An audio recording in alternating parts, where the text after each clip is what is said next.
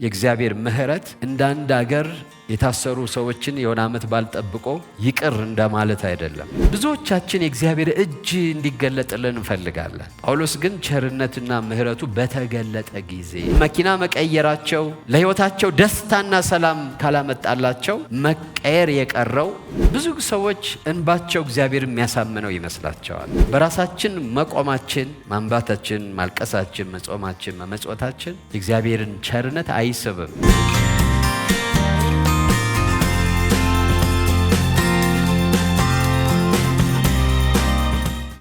ከእግዚአብሔር ቃል አንድ ክፍል አነባለሁ። ይሄን የሐዋርያው ጳውሎስ መልእክት ወደ ቲቶ ምዕራፍ 3 ከቁጥር 3 እስከ 7 ያለውን አነብና እንቀጥላለን።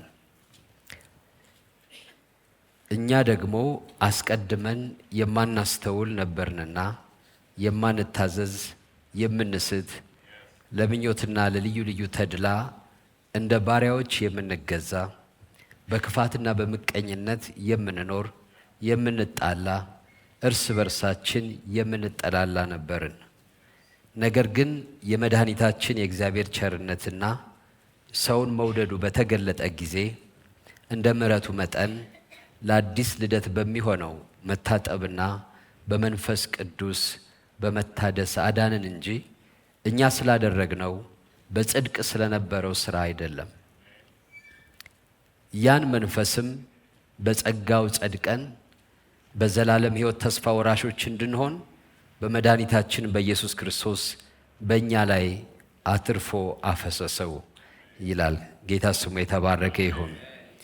ትንቢተ ሆሴዕ ምዕራፍ 6 ቁጥር 3 ላይ የእግዚአብሔር ቃል እንደዚህ ይላል፣ እንወቅ እናውቀውም ዘንድ እግዚአብሔርን እንከተል፣ እንደ ወገግታ ተዘጋጅቶ እናገኘዋለን።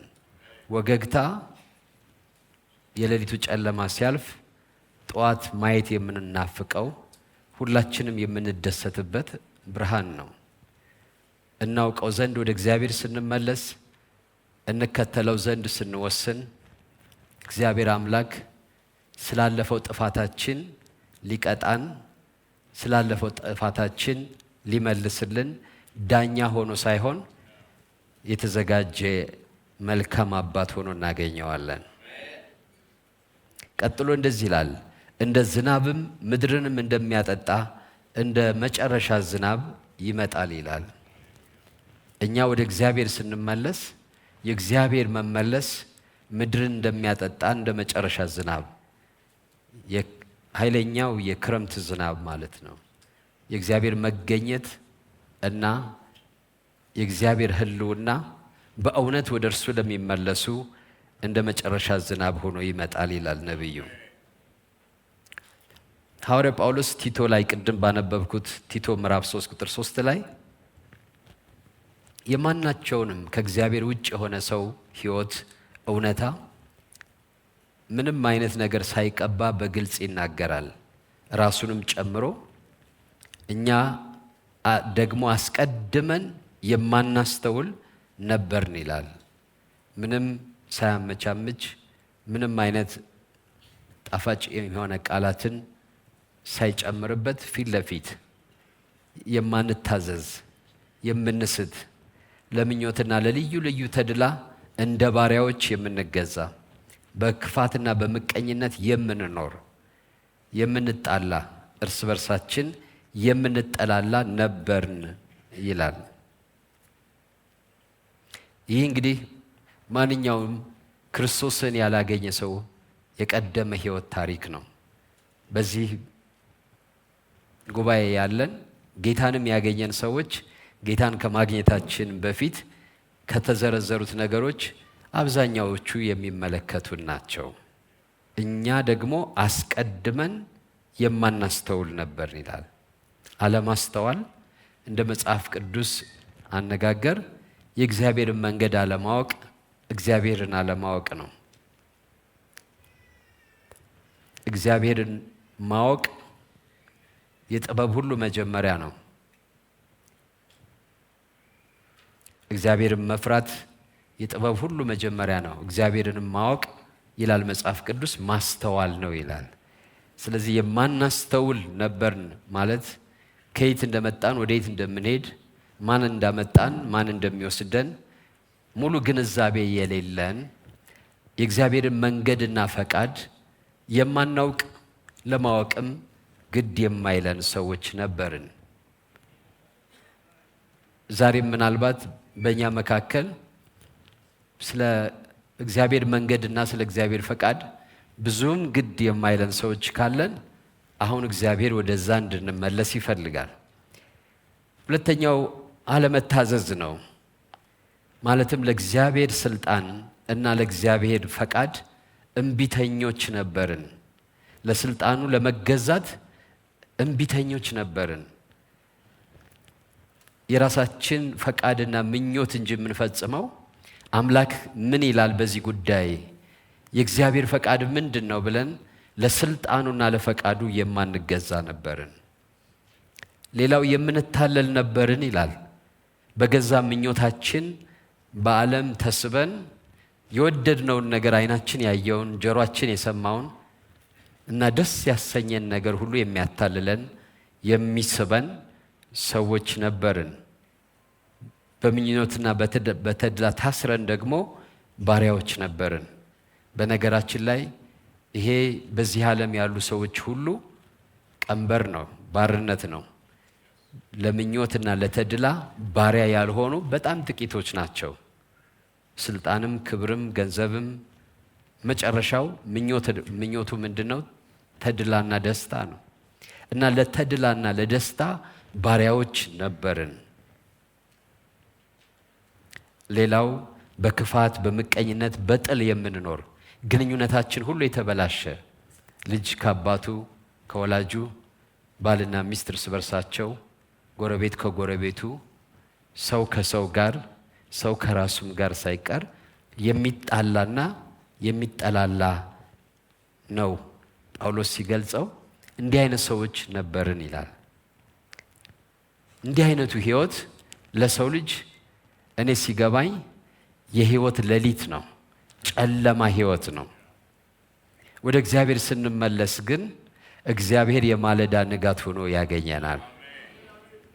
ይህ ህይወት የድንግዝግዝ የጨለማ ህይወት ነው። ምንም እንኳን ሰዎች የሚወዱትንና የሚፈቅዱትን እያደረጉ ቢሆንም፣ ምንም እንኳን ሰዎች እንደወደዱና እንደፈቀዱ የሚወጡና የሚገቡ ቢሆንም፣ ምንም እንኳን ሰዎች በህይወታቸው ላይ ማንም አለቃ እንዳይኖር ገዢ እንዳይኖር ያደረጉ ቢመስላቸውም፣ ነገር ግን በውስጣቸው ደግሞ ጨለማ ነግሷል፣ ግራ መጋባት ነግሷል፣ ስቃይ አለ፣ ውርደት አለ፣ ለቅሶ አለ። ይህ እውነት ነው።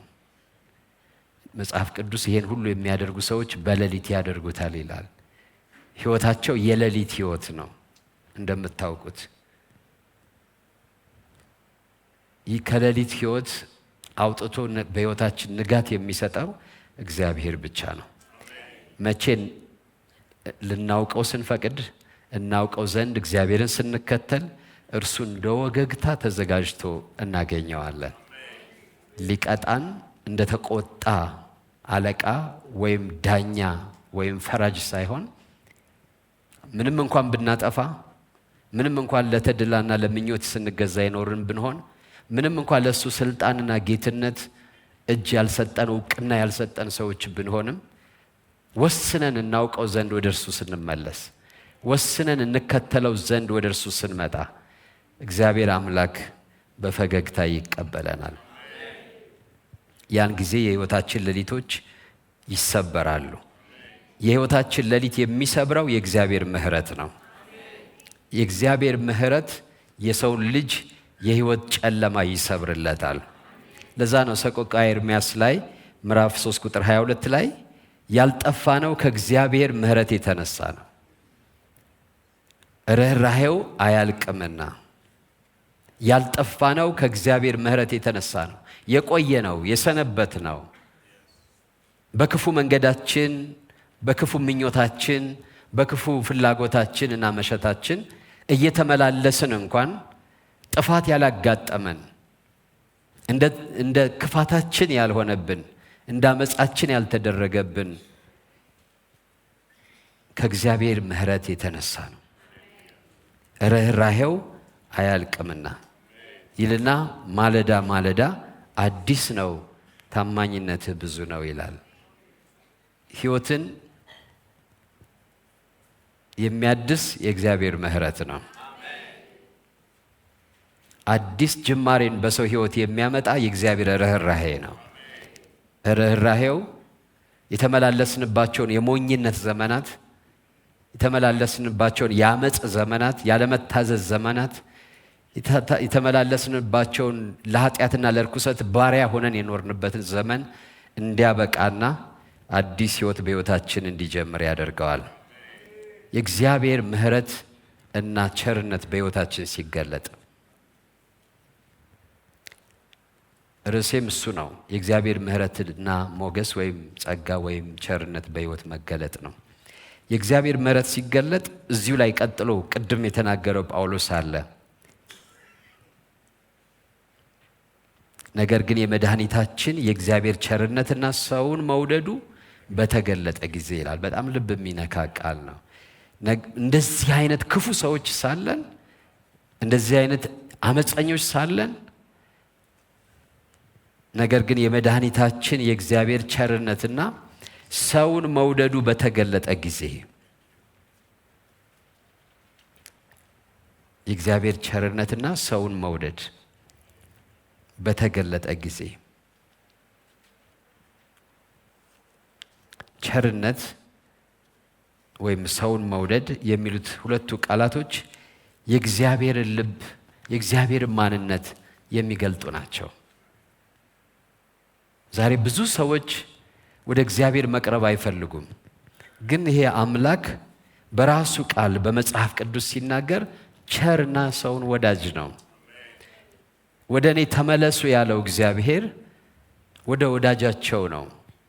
እግዚአብሔር አምላክ የሰዎች ወዳጅ ነው፣ ለሰዎች ደግሞ ቸር ነው። የእግዚአብሔር ቸርነትና ሰውን መውደዱ በተገለጠ ጊዜ እንደ ምሕረቱ መጠን ይላል። ምሕረቱ ምን ያክላል? የእግዚአብሔር ምሕረት መጠን ምንድን ነው? የእግዚአብሔር ምሕረት ራሱን እግዚአብሔርን ያክላል። ይሄን ጳውሎስ ሲናገር ምን ይላል? በኤፌሶን መልእክት ምዕራፍ 2 ቁጥር 4 ላይ እግዚአብሔር በምሕረቱ ባለጸጋ ስለሆነ ይላል። እግዚአብሔር የምሕረት ባለጸጋ ነው። እግዚአብሔር የምሕረት ባለጸጋ ነው። ስለዚህ እንደ ምሕረቱ መጠን ሲል ምሕረቱ ራሱን የሚያክል እጅግ ባለጸጋ የሆነ ምሕረት ነው። ምሕረቱ ቀዝቃዛ የሕግ ውሳኔ አይደለም። ምሕረቱ በቃ ይቅር ብያለሁ የሚል ሕጋዊ ስርዓት አይደለም። ከማንነቱ የሚፈልቅ ከፍቅሩ ከርኅራኄው የሚመነጭ ርኅራኄና ፍቅር የተሞላበት ነው። የእግዚአብሔር ምሕረት እንደ አንድ አገር የታሰሩ ሰዎችን የሆነ ዓመት ባልጠብቆ ይቅር እንደማለት አይደለም። እንደሱ አይደለም። ከእግዚአብሔር የጋለ ፍቅር፣ ከእግዚአብሔር ርኅራኄ የሚወጣ ምሕረት ነው። ከሚላወስ አንጀቱ የሚፈልቅ ቸርነት ነው። የእግዚአብሔር ምሕረት ስሜታዊ ምሕረት ነው። የእግዚአብሔር ስሜት የተደባለቀበት ነው። ከርኅራኄው የሚመነጭ ነው እንጂ ዝም ብሎ ሕጋዊ የሆነ ነፃነት ብቻ አይደለም። የእግዚአብሔር ምሕረትና ሞገስ መለመን ስንል ይሄን ማለታችን ነው። ምሕረቱ ምንድን ነው? እግዚአብሔር ለድክመታችን ያለው ርኅራኄ ነው። ስናጠፋ እንደ ጥፋተኛና እንደማይረባ ሰው ሳይሆን የሚያየን እንደ ደካማና እንዳልሆነለት ሰው ማየቱ ነው። አንዳንድ ጊዜ ሰዎች ሲበድሉን በጣም ከተናደድን የበደሉን ያለው በደል ስለጠሉን እንደሆነ ወይም ደግሞ ለእኛ ክፉ እንደሆኑ ስንቆጥር ነው ጥፋታቸው ጎልቶ በጣም የሚታየን። ልጆቻችን በጣም ምንወዳቸው ልጆቻችን መውደቅ የማይገባቸው ላይ ሲወድቁ ማድረግ የማይገባቸውን አድርገው ሲጎዱ እንራራላቸዋለን ስለምንወዳቸው። ስለዚህ የእግዚአብሔር ምሕረት ምንድነው? ለድካማችን ያለው ርህራሄ ነው። በስብራታችን ውስጥ ለኛ የሚሰማው ጥልቅ የሐዘንና የመቆርቆር ስሜት ነው። ኃጢአት ሲጎዳን፣ አመጽ ሲያቆስለን፣ እምቢተኝነት ፍጻሜያችን ሲያበላሸው፣ ክፋትና ተንኮል ከክብራችን ሲያወርደን እግዚአብሔር አምላክ የሚሰማው ርህራሄ ነው ምሕረቱ ማለት። እኛ ራሳችን ስንጎዳ በኃጢአት በአመጽ የእግዚአብሔርን ፈቃድ ባለመሻት ለስልጣኑና ለኃይሉ ባለመገዛት በዋነኛነት ምንጎዳው ራሳችንን ነው። መጽሐፍ ቅዱስ ራሳቸውን ወጉ ይላል። በአመጽ ሰው ሲሄድ፣ በክፋት ሰው ሲሄድ፣ በኃጢአት ሲጸና የሚጎዳው ራሱን ነው። እግዚአብሔርን አይጎዳም። እግዚአብሔር ሊጎዳ የማይችል አምላክ ነው። እግዚአብሔር በፍጹም ሊጎዳ የሚችል አይደለም። ማንም አያጎድልበትም፣ ማንም አይጎዳውም። ነገር ግን በመልኩና በምሳሌው የፈጠራቸው የሰው ልጆች ሲጎዱ በራሳቸው መንገድ፣ በራሳቸው ጎዳና፣ በራሳቸው ምርጫና ውሳኔ ሩሩህ የሆነው አምላክ ያዝንላቸዋል፣ ይቆረቆርላቸዋል። ያን መጽሐፍ ቅዱሳዊ ትርጉም ስታዩት ምሕረት ይባላል። ማለት ከጥፋታችን ባሻገር ልማታችንን ማየት፣ ከተንኮላችን ባሻገር አልፎ እግዚአብሔር ያን ትቶ ማለት ነው። እኛ ትንሾች ስለሆንን፣ ደካሞች ስለሆንን ሰዎች ሲጎዱን መጎዳታቸው አይደለም የሚታየን። እኛን በመጉዳታቸው እንደተጎዱ አንቆጥርም። መጎዳታችን ስለሚታየን ልንበቀላቸው እንነሳለን። ጌታ ኢየሱስ ክርስቶስ በመስቀል ላይ በነበረ ጊዜ ገርፈው፣ አዋርደው፣ ጸጉሩን ነጭተው፣ የሾህ አክሊል ደፍተው የሰቀሉትን ሰዎች አባት ሆይ የሚያደርጉትን አያውቁምና ይቅር በላቸው አለ። እሱ ላይ ምንም ሊያደርጉ እንደማይችሉ አውቋል። እነሱ ለክፋት ለተንኮል ነው ያደረጉበት። ግን ሲመለከታቸው ግን ደካሞች ናቸው። የሚያደርጉትን የማያውቁ ሰዎች ናቸው። ርህራሄ እንደዚህ ነው የሚመለከተው። ርህራሄ ሲያየን ምናደርገውን የማናውቅ ለራሳችን ጥፋት ጉድጓድ የማስን ለራሳችን ፍጻሜ መበላሸት እየሮጥን ያለን ምስኪኖች መሆናችንን ነው የሚያየው። ስለዚህ ይራራልናል። ስለዚህ ያዝንልናል። ምሕረት ከይቅርታ ያለፈ ነው። ምሕረት ከይቅርታ የተሻገረ ነው። ርህራሄ አለበት፣ ቸርነት አለበት፣ ያው መለኮታዊ ማለት ልክ እንደሱ ፍጹም የሆነ ማለት ነው። ምሕረት፣ የእግዚአብሔር ምሕረት ለኃጢአታችን የሚሰጠው ይቅርታ ነው። ኃጢአታችን ቢመረመር ምሕረት አይገባንም ማለት ይቅርታ አይገባንም። የሚገባን ቅጣት ነው፣ ሞት ነው። ለዛ ነው መጽሐፍ ቅዱስ ኤፌሶን ላይ በኃጢአታችንና በበደላችን ሙታን ሳለን ይላል። እንግዲህ ይሄን ለሕይወታችን ሁሉ ወገኖቼ መተርጎም ይቻላል። ኤፌሶን ምዕራፍ 2 ላይ እንደዚህ ይላል። ቁጥር 4 ቁጥር 3 ብንጀምር ከቲቶ ጋር ቅድም ካነበብኩላችሁ ጋር ይመሳሰላል። እኛ ሁላችን ደግሞ የሥጋችንና የልቦናችን ፈቃድ እያደረግን በሥጋችን ምኞት በፊት እንኖር ነበርን። እንደ ሌሎችም ደግሞ ከፍጥረታችን የቁጣ ልጆች ነበርን። ነገር ግን እግዚአብሔር በምሕረቱ ባለጸጋ ስለሆነ ከወደደን ከትልቅ ፍቅሩ የተነሳ በበደላችን ሙታን እንኳ በሆነን ጊዜ ከክርስቶስ ጋር ሕይወት ሰጠን። በበደላችን ሙታን በሆነን ጊዜ ምን ማለት ነው?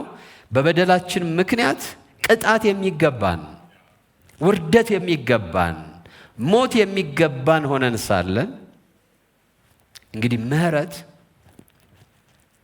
ቅጣት የሚገባውን ሰው፣ ፍርድ የሚገባውን ሰው ያለ ቅጣትና ያለ ፍርድ የመተው ሂደት ነው ምህረት። ያ ሰው ቅጣት ይገባዋል፣ ፍርድ ይገባዋል እንደ ስራው ከሆነ። ምህረት ግን ያለ ቅጣት ያለ ፍርድ ያን ሰው ማለፍ መቻል ማለት ነው። የእግዚአብሔር ምህረት ስንማጸን የምንማጸነው እኔ አንተን ባለመፈለግ፣ ባለመታዘዝ፣ እርስ በርስ በመጠላላት፣ ለስጋ ምኞትና ተድላ ራሴን ባሪያ አድርጌ በመስጠት ምክንያት ቅጣት የሚገባኝ፣ ውርደት የሚገባኝ፣ ሽንፈት የሚገባኝ፣ ለዲያብሎስ ተላልፌ መሰጠት የሚገባኝ ሰው ነኝ። ነገር ግን አንተ መሐሪ አምላክ ነህ። ቅጣት የሚገባኝ ቢሆንም አቤቱ ማረኝ ማለት ነው። የእግዚአብሔር ምህረት መፈለግ ማለት ይሄ ነው። ይህ የአስተዋዮች መንገድ ነው። ይህ የጠቢባን መንገድ ነው። ዳዊት እጅግ ክፉ አደረገ። ሰሞኑን ደጋግመን አንስተነዋል። ቅዱስ ዳዊት የምንለው ክፉ ነገር በእግዚአብሔር ፊት አደረገ። ቤርሳቤ የምትባል ሴት ስትታጠብ ድንገት ወንዝ ላይ እንግዲህ የሚወርድ ፏፏቴ ምናምን ሊሆን ይችላል። እርሱ ቤቱ ሰገነት ላይ ነበር። እስራኤል ጦርነት ላይ ነበሩ በዛን ጊዜ። እሱ ግን ቤቱ ሰገነት፣ ፓላሱ ሰገነት ላይ ሆኖ በረንዳ ላይ ወጥቶ ወዲና ወዲህ እያለ ድንገት ማዶ ላይ ስትታጠብ አየ። ውበቷ ማረከው እና አስጠርቶ፣ የሌላ ሰው ሚስት ነች እንደምታውቁት፣ ኦሪዮን የሚባል ሰው የሰራዊት አለቃ አድርጎ ዘመቻ የላከው ሰው ሚስት ነች። ከእሷ ጋር ተኛ። በኋላ ደግሞ አረገዘችበት። ማርገዟ እንዳይታወቅ ሰውየውን አስጠርቶ ከእሷ ጋር አስተኛ፣ እሱ አስረገዛት እንዲባል። ከዛ በኋላ ደግሞ ያ ሁሉ ምስጢር እንዳይወጣ ሰውየውንም አስገደለው። ተደራራቢ ኃጢአቶችን ፈጸመ። እግዚአብሔርን ሰውንም እጅግ የሚያሳዝን ክፋት አደረገ። ያን ክፋቱን ሁሉ የደበቀ ነበር የመሰለው። ክፋታችን መደበቅ የሚችለው የእግዚአብሔር ምህረት ብቻ ነው። በጨለማ የተደረገ ነገር በአደባባይ ሳይወጣ አይቀርም ይላል። የእግዚአብሔር ሞገስና ምህረት ካልሸፈነን በቀር በጓዳ የተደረገ ክፋት ሁሉ በአደባባይ ያዋርዳል። እና እግዚአብሔር ነቢዩን ላከበት። ነቢዩ ሄዶ በምሳሌ ነገረው። አንድ ሰው ብሎ አንድ ምስኪን ሰው አንዲት በግ ነበረችው፣ አንዱ ደግሞ ብዙ በጎች ነበሩት። ግን ያ ብዙ በጎች የነበሩት ሰው ግን ያችን ምስኪን በግ አንድ በግ ወሰደ፣ አርዶ በላበት አለው። እና በዚህ ሰው ላይ ምን ይፈረድ ሲባል ይሄማ የሙት ልጅ ነው ብሎ ፈረደ። ሞት ይገባዋል አለ። እና በራሱ ላይ እየፈረደ እንደሆነ አላወቀም። በእርግጥ ብዙዎቻችን በሰው ስንፈርድ ልክ እንደዚሁ ነው የምንፈርደው። እና ያ ሰው አንተ ነህ አለው። በኦሪዮን ሚስት በኦሪዮ ላይ ያደረገውን ኃጢአት ነቢዩ ሲነግረው በእግዚአብሔር ፊት ተዋረደ፣ ወደቀ። የዚህ ሰው ኃጢአት ሊሸከማት የሚችላት አይነት ኃጢአት አይደለችም። በጣም ከባድ ኃጢአት ነው። ወንድሙን አስገድሏል፣ ማለትም ኦሪዮንን። እሱ ብቻ አይደለም፣ ተደጋጋሚ ኃጢአት ነው ያደረገው። ኃጢአቱን ሊሸከም የሚችላት አይነት ሰው የማይሸከመው ኃጢአት ነው። ማለትም ምጽዋት፣ ይቅርታ ጠይቆ በቀላሉ የማይገለገለው ኃጢአት ነው። ዲያብሎስ አታላይ ነው። ኃጢአትን ያስደርጋል። ካስደረገ በኋላ ደግሞ ያው በኋላ ስንነቃ ስንባንን ግን ኃጢአታችን ልንሸከመው የማንችለው ይሆናል። ቃየል የተባለ ሰውዬ የመጀመሪያው ሰው ከአዳምና ሔዋን የተወለደው ወንድሙን አቤልን ተነስቶ በቅናት ገደለው። የአቤል ስራ የወንድሙ ጥሩ ስለነበር ማለት ነው። የምንቀናና የምንጠላላ ማለት ያ ነው። ወንድሙን የሚጠላ ነፍሰ ገዳይ ነው ይላል። ልክ ቃየል ወንድሙን እንደገደለው ይላል። እዚህ ያለን ሰዎች ሰው ያልጠላን ሰዎች የለንም። ሰው የሚጠላ ሰው ሁሉ ደግሞ እንደ እግዚአብሔር ነፍሰ ገዳይ ነው እና ቃየል ወንድሙን ተነስቶ ገደለው። ልክ አሁን እንደነገርኳችሁ እንደ ዳዊት እግዚአብሔር ወደ ቃየል መጣና ምንድነው ያደረከው አለው። ቃየል ምን አለ? ዘፍጥረት ምዕራፍ 4 ቁጥር 13 ላይ ቃየልም እግዚአብሔርን አለው ኃጢአቴ ልሸከማት የማልችላት ታላቅ ናት።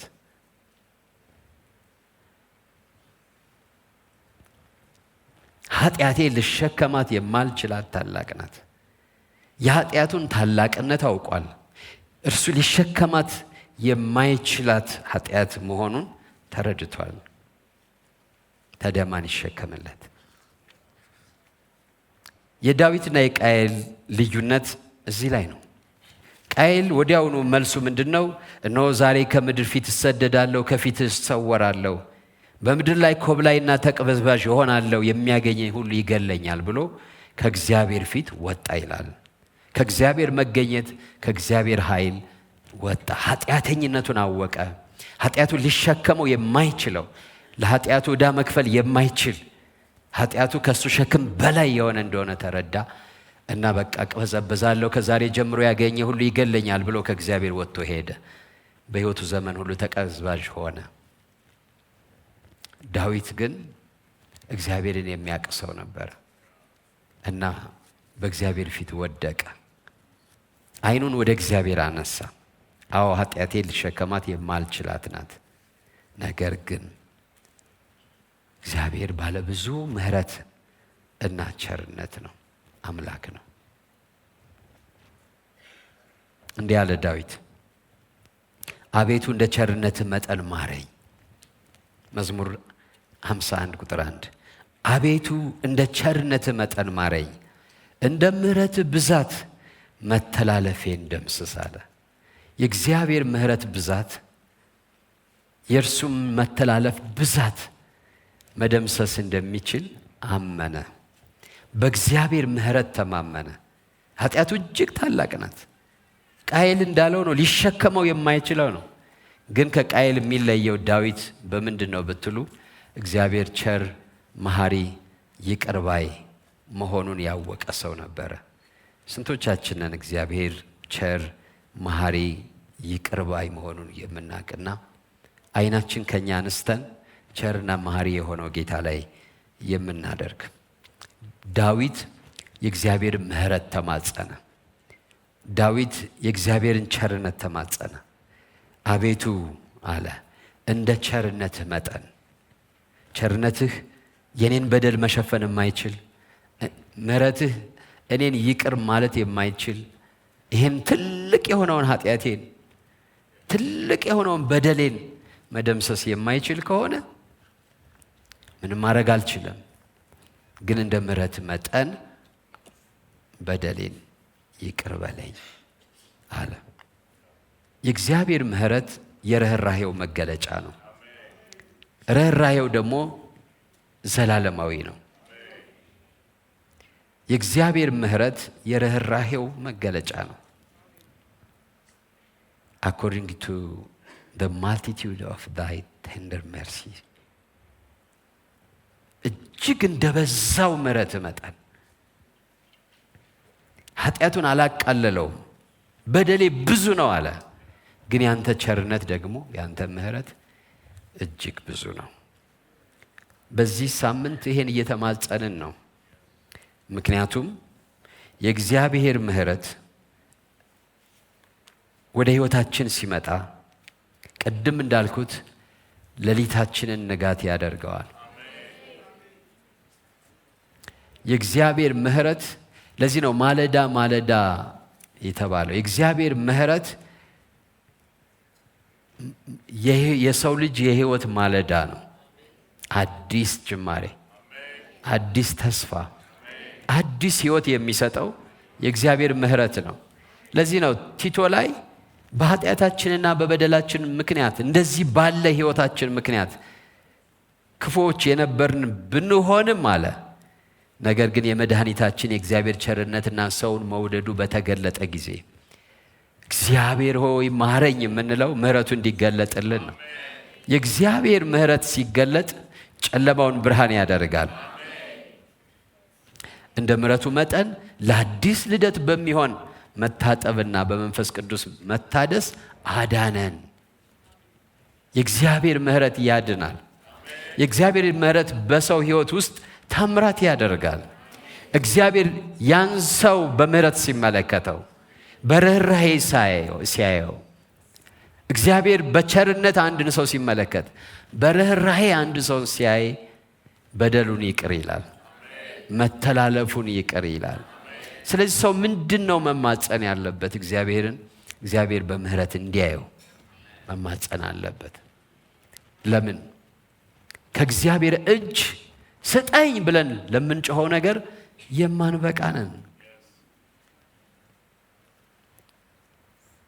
የማንበቃነን ቸርነቱና ምሕረቱ ካልተገለጠ በቀር። ብዙዎቻችን የእግዚአብሔር እጅ እንዲገለጥልን እንፈልጋለን። ጳውሎስ ግን ቸርነትና ምሕረቱ በተገለጠ ጊዜ ይላል። ያን ጊዜ አዳነን፣ ያን ጊዜ ፈወሰን፣ ያን ጊዜ ባረከን። እግዚአብሔር ሰውን የሚባርከው፣ ሰውን የሚፈውሰው፣ ሰውን የሚታደገው ቸርነቱና ምሕረቱ በተገለጠ ጊዜ ነው። የእግዚአብሔር ቸርነትና ምሕረት የተገለጠለት ሰው ነው የእግዚአብሔር ጸጋ ወደ ሕይወቱ የሚመጣው። በመጽሐፍ ቅዱስ ጸጋ ሞገስ ይባላል በብሉይ ኪዳን፣ በአዲስ ኪዳን ደግሞ ያው ጸጋ ይባላል። ጸጋ ደግሞ ልክ እንደ ምሕረት ነው። ምሕረት የሚገባንን ቅጣት ማስቀረት ነው። ጸጋ ደግሞ የማይገባንን ጥቅም መስጠት ነው። አያችሁ? ጸጋ ይሄ ነው። የእግዚአብሔር ጸጋ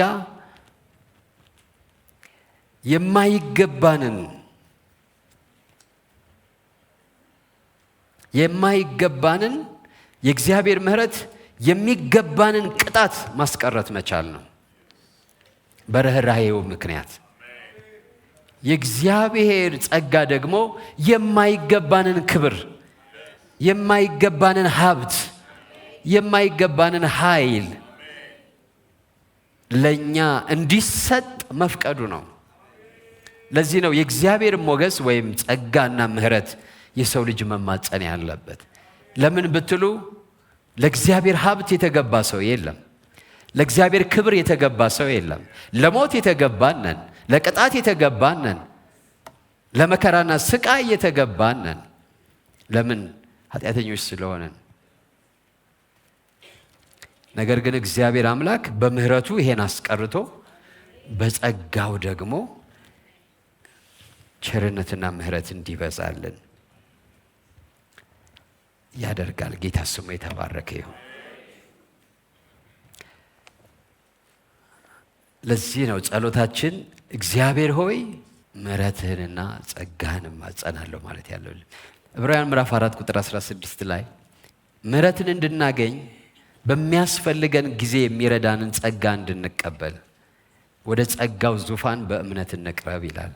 ምሕረትን እንድናገኝ አንድ ሰው ጸጋን ለማግኘት ምሕረትን ማግኘት አለበት። ምሕረትን እንድናገኝ ከዛስ በሚያስፈልገን ጊዜ የሚረዳን የእግዚአብሔር ጸጋ የእግዚአብሔር ረድኤት ነው። በድህነታችን ሙላታችንን የሚሆን፣ በሞት ፋንታ ሕይወት የሚሆን፣ በውድቀት ፋንታ ትንሣኤ የሚሆን የማን ጸጋ ነው? የእግዚአብሔር ጸጋ ነው። የእግዚአብሔር ምሕረትና ጸጋ መገለጥ ነው ርዕሴ። የእግዚአብሔር ምሕረትና ጸጋ የተገለጠለት ሰው አሮጌው የጨለማ ሕይወት ታሪኩ ይዘጋለታል። የእግዚአብሔር ጸጋ የተገለጠለት ሰው አዲስ ሕይወት፣ የአዲስ ሕይወት በር ይከፈትለታል። የአዲስ ክብር በር ይከፈትለታል። በራሱ ማንነት የማይችለውን ወደሚችልበት፣ በራሱ ማንነት የማይሆነውን ወደሚሆንበት አዲስ ክልል የሚያስገባው የእግዚአብሔር ጸጋ ነው። የእግዚአብሔር ጸጋ በራሳችን ማንነት ልናደርገው የማንችለውን እንድናደርግ የሚያስችለን፣ ልንሆነው የማንችለውን ፈጽሞ ልንሆነው የማንችለውን እንድንሆን የሚያበቃን የእግዚአብሔር ነፃ ስጦታ ነው። አንዳንዱ ነገራችን ሙሉ በሙሉ እኛ ካልተለወጥን በቀር የነገሮች መለወጥ በቂ ያልሆነው ነገር አለ። ብዙ ሰዎች ቤታቸውን ለውጠው ያውቃሉ። ብዙ ሰዎች አገር ለውጠው ያውቃሉ። ሚስትም ቀይረው ያውቃሉ። ስራ ቀይረው ያውቃሉ። የውስጣቸው ጭንቀትና ፈተና ግን አይቀየርም። ምንድነው የሚቀረው? የራሳቸው መቀየር ነው የሚቀረው። እነዚህ ሰዎች ራሳቸው ካልተቀየሩ ከተማ መቀየራቸው፣ ስራ መቀየራቸው፣ ትዳር መቀየራቸው፣ ምንም ነገር መኪና መቀየራቸው ለህይወታቸው ደስታና ሰላም ካላመጣላቸው መቀየር የቀረው የራሳቸው ህይወት ነው። ራሳቸው ናቸው መቀየር ያለባቸው። ብዙ ሰዎች ግን ራሳቸው መቀየር እንዳለባቸው አንደኛ አያውቁም፣ ሁለተኛ ልቀየርም ቢሉ መቀየር አይችሉም።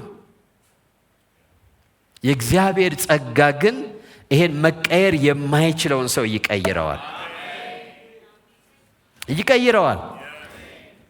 ለዚህ ነው ቲቶ ላይ እንደ ምሕረቱ መጠን ለአዲስ ልደት በሚሆን መታጠብና በመንፈስ ቅዱስ በመታደስ አዳነን። በቃ እኛን ራሳችንን ከመከራ ውስጥ ሳይሆን እኛ ራሳችንን አዳነን። ብዙ ሰው ከመከራ ውስጥ ነው መውጣት የሚፈልገው አይደለም። ግን የእግዚአብሔር ቃል ምን ይላል? እኛን ራሳችንን አዳነን። ቅድም ካልነው ከሚጣላ ከሚጠላላ ለተድላና ለምኞት ከሚገዛ እንደ ባሪያ ከዛ ህይወት አዳነን እንጂ እኛ ስላደረግነው በጽድቅ ስለነበረው ስራ አይደለም። እኛ የጽድቅ ስራ ሰርተን አይደለም፣ እርሱ ግን አዳነን።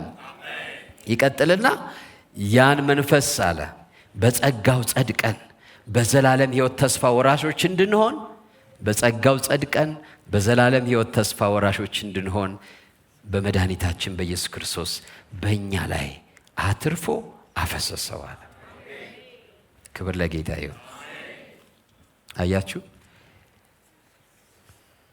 የእግዚአብሔር ጸጋ ሰው መሆን የማይችለውን እንዲሆን ያደርገዋል። ማድረግ የማይችለውን እንዲያደርግ ያስችለዋል። አቅም ነው፣ ጉልበት ነው። የእግዚአብሔር ጸጋ እና ምሕረት ሊገለጥልን ያስፈልጋል። ክብር ለስሙ ይሁን። በተገለጠ ጊዜ እንዴት ነው የሚገለጠው የእግዚአብሔር ጸጋ? የእግዚአብሔር ጸጋና ምሕረት እንዴት ነው የሚገለጠው? ሁለተኛ ጢሞቴዎስ ምዕራፍ 1:8 እንግዲህ በጌታችን ምስክርነት ወይም በስረኛው በእኔ አትፈር፣ ነገር ግን እንደ እግዚአብሔር ኃይል መጠን ስለ ወንጌል አብረኸኝ መከራ ተቀበል።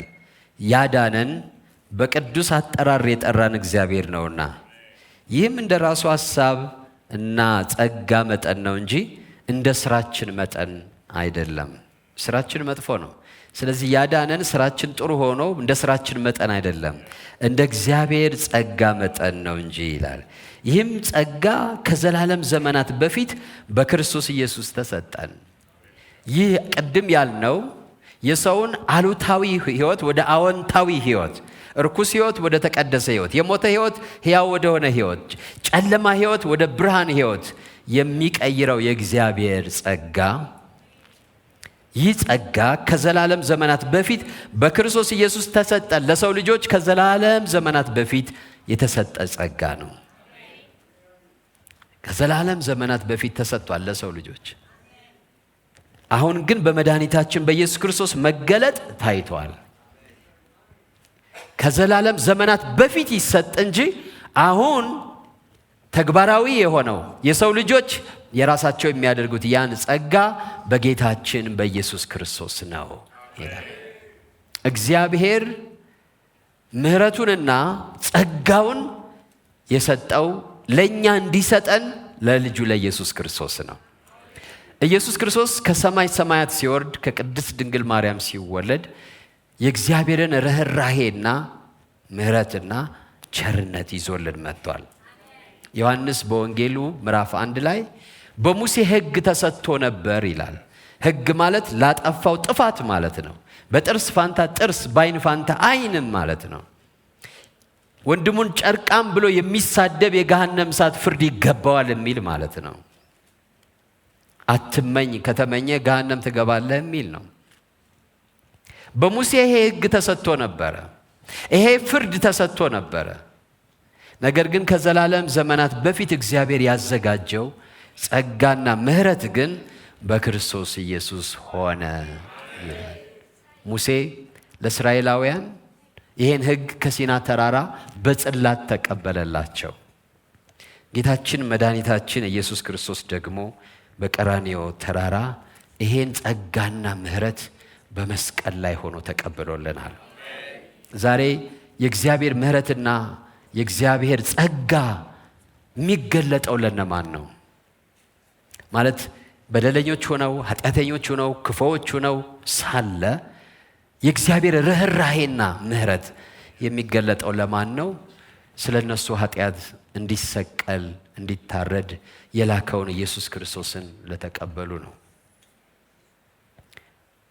ከዘላለም ዘመናት በፊት ተሰጠ፣ ግን አሁን በጌታ በኢየሱስ ክርስቶስ መገለጥ ታይቷል አለ። አሁን የእግዚአብሔር ቸርነትና ምሕረት ወደኛ ሕይወት የሚመጣው በመጀመሪያ ምሕረቱ እንደሚያስፈልገን ማወቅ አለብን። ሁለተኛ ጸጋው እንደሚያስፈልገን ማወቅ አለብን። ጸጋው ማለት ምንድነው? ከእግዚአብሔር ዘንድ እምለምነው ይሄ በጎ ነገር ሁሉ ልቀበለው የማይገባኝ ነው ነኝ። ለመቀበል ተገቢ ሰው አይደለሁም። ምሕረቱስ እንዲህ በሕይወት ለመኖር እንኳን የበቃው ሰው አይደለሁም። በኃጢአቴ ምክንያት ሞት ይገባኛል። ስለዚህ ምሕረቱ ያስፈልገኛል። ስለዚህ ጸጋው ያስፈልገኛል ማለት አለብን። መጀመሪያ እሱ ነው ወገኖቼ። ብዙ ጊዜ በዚህ መስመር ስለማንመጣ ብዙ ሰዎች እንባቸው እግዚአብሔር የሚያሳምነው ይመስላቸዋል። እንባችሁ አይደለም እግዚአብሔር የሚያሳምነው። ማልቀሳችሁ ምንም አይደለም። ለቅሶ ድሮም ነበረ፣ መከራም ያስለቅሳል።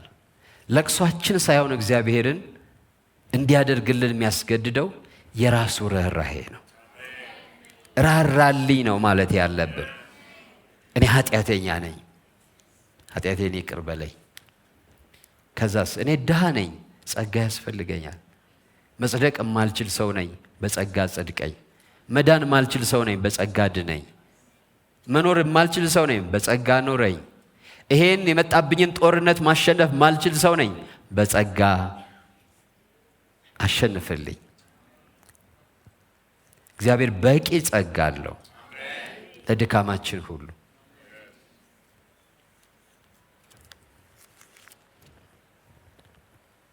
ቃየል ኃጢአቴን ልሸከማት የማልችላት ናት አለ።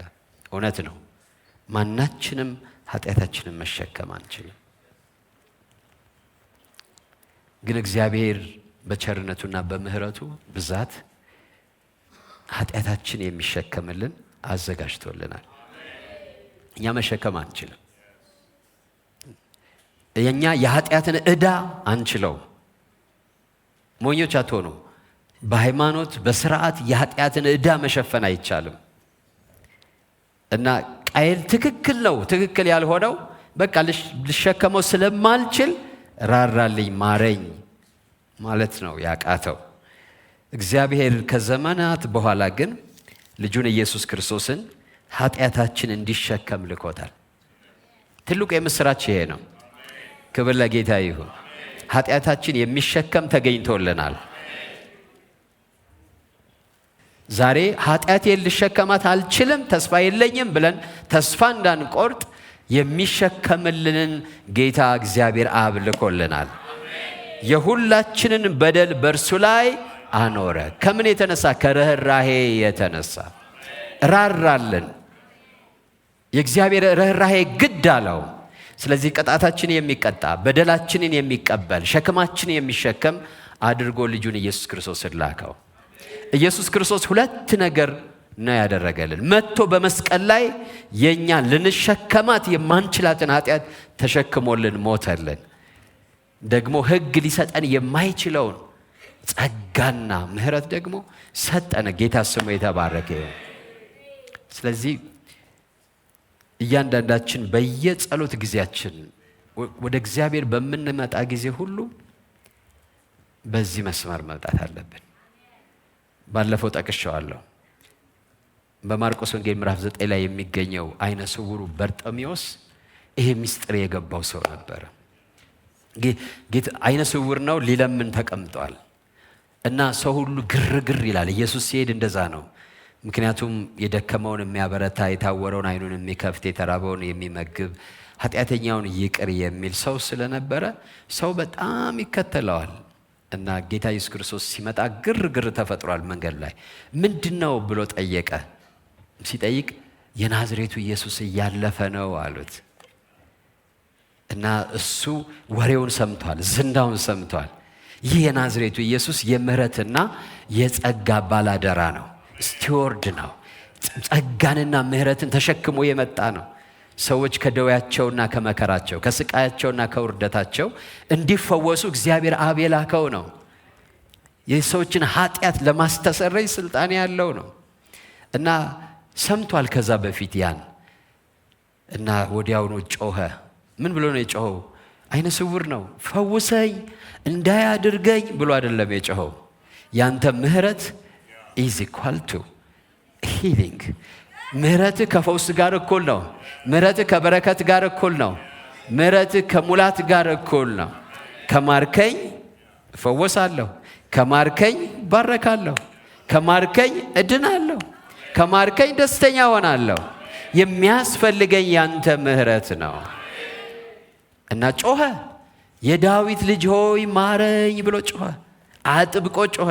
ደቀ መዛሙርቱ ዝም በል ቢሉትም እየተከተለ በውር ድንብስ ጮኸ ወደ ኢየሱስ ክርስቶስ። ማረኝ የዳዊት ልጅ ሆይ አለ። የገባው ሰው ነበረ። ምህረት ምን እንደሚያመጣ ያወቀ ሰው ነበረ። ለዚህ ነው ምህረት መማጸን ያለብን። ምህረት ፈውስን ያመጣል። ለፈውስ በር ይከፍታል። ለፈውስ ጸጋ። ብዙ ሰዎች ከእግዚአብሔር ዘንድ የሚገኘው ነፃ ስጦታ ብቻ ነው የሚለምኑት። ከነፃ ስጦታው በፊት ግን ምህረቱ ያስፈልገናል። ምህረቱ ደግሞ የተዘጋጀው በልጁ በኢየሱስ ክርስቶስ በኩል ነው። በእርሱ በኩል የሚመጡትን ሁሉ ሊምራቸው እና ሊቀበላቸው እግዚአብሔር ቃል ገብቷል። ወገኖቼ እኛ አማኞችም ብንሆን ወደ እግዚአብሔር ስንመጣ ሙሉ ድፍረት የሚሆንልን በዚህ በልጁ በኢየሱስ ክርስቶስ በኩል በተዘጋጀው ምህረትና ቸርነት ስንመጣ ነው። በራሳችን መቆማችን፣ ማንባታችን፣ ማልቀሳችን፣ መጾማችን፣ መመጽወታችን የእግዚአብሔርን ቸርነት አይስብም። ይሄን ልንወስን ያስፈልጋል። ስለዚህ ምህረት ከኃጢአት ቅጣት ያድናል። ጸጋ ደግሞ ወደ አዲስ ሕይወት ይመራል። ጸጋው በእምነት አድኗቸዋል። ይህም የእግዚአብሔር ስጦታ ነው እንጂ ከእናንተ አይደለም፣ ማንም እንዳይመካ ከስራ አይደለም። ማንም እንዳይመካ ከስራ አይደለም።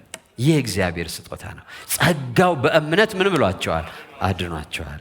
የእግዚአብሔር ጸጋ በእምነት ያድናል። ምን አይነት እምነት? ኢየሱስ ክርስቶስ ምህረትንና ቸርነትን ይዞ መጥቷል። በእርሱ በኩል ብቻ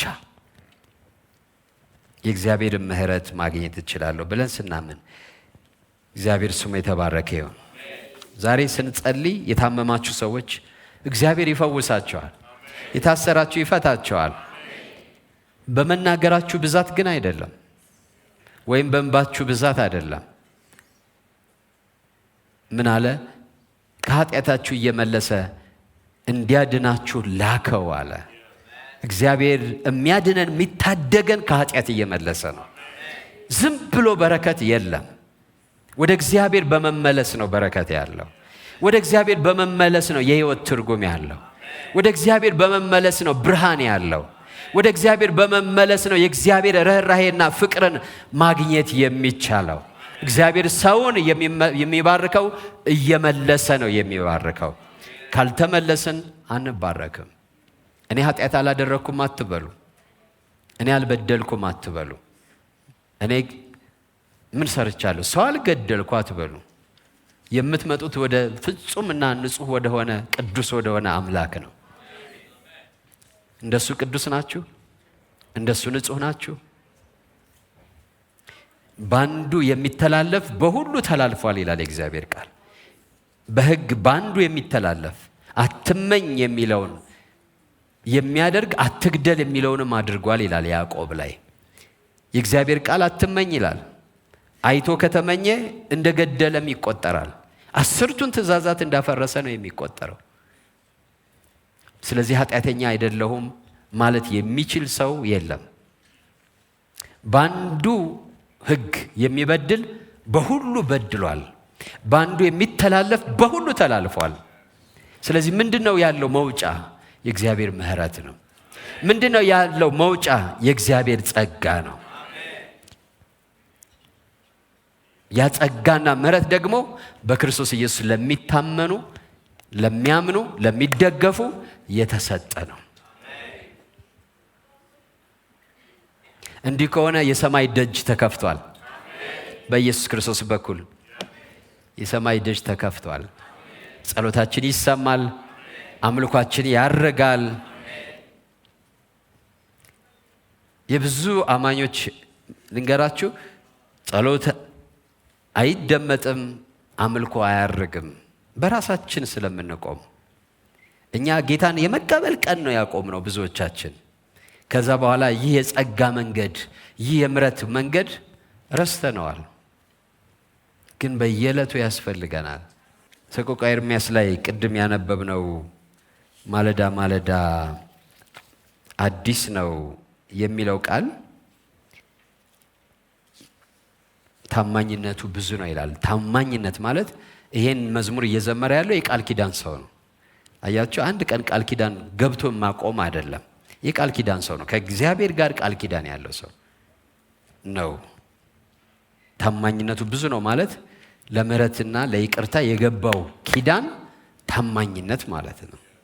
ስለዚህ አማኞች የሆንን በዚህ ኪዳን መመላለስ አለብን። በምሕረትና በጸጋ ኪዳን መመላለስ አለብን። ምን ማለት ነው? መማጸን አለብን ማለት ነው። እግዚአብሔር በእጃችን ይዘን የምንመጣውን አይደለም መቀበል የሚፈልገው፣ በልባችን ያለውን ነገር ነው። ተነስተን እንጸልያለን።